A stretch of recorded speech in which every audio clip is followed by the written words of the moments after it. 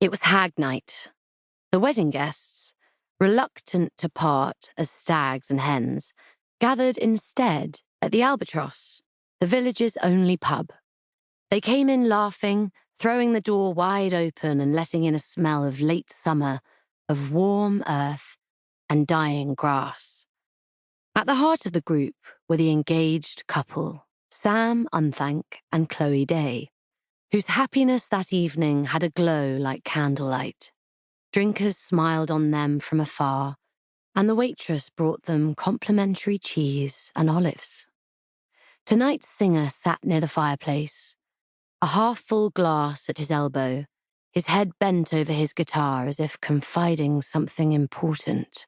Still his voice reached every corner and curious alcove of the ancient pub.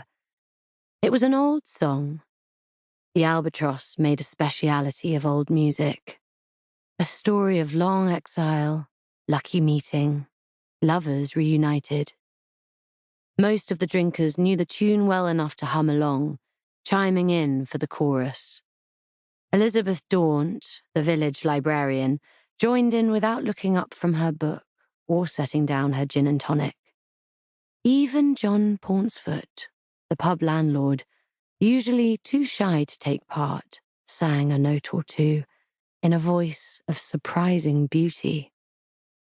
Chloe, one of the few in the Albatross who had grown up outside the village, glanced at her bridesmaids, whose off-duty clothes somehow looked quite striking here, though they would have turned no heads in London.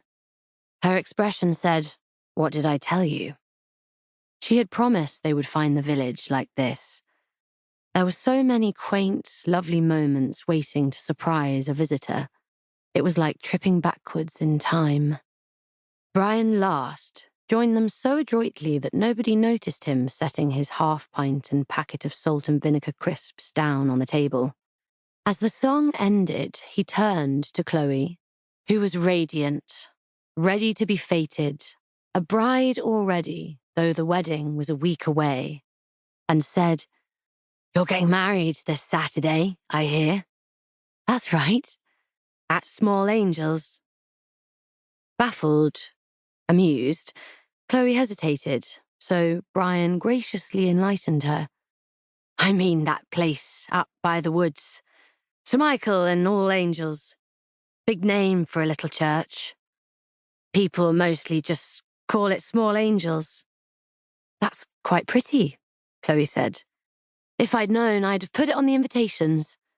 Her praise, though well-meant, seemed to infect Brian with gloom. "Cake ordered by this time, I suppose," he said. "Wine bought. Guests invited. Ages ago. You have to be organised, you know, planning a wedding. I finished my first to-do list 18 months ago yesterday." Chloe waited for congratulations. On the wedding, if not the list, but there were none.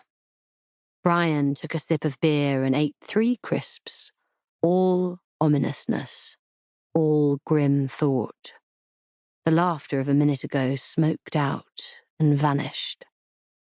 "Good luck to you, then," he said at last. "I suppose you know what you're doing." "And what are we doing?" "You're tempting fate.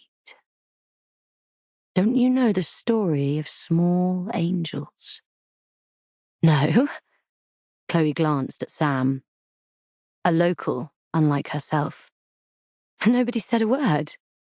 What's wrong with our church? "Anyone want another drink?" Sam said. "Brian, same again." But he was too late to save the evening.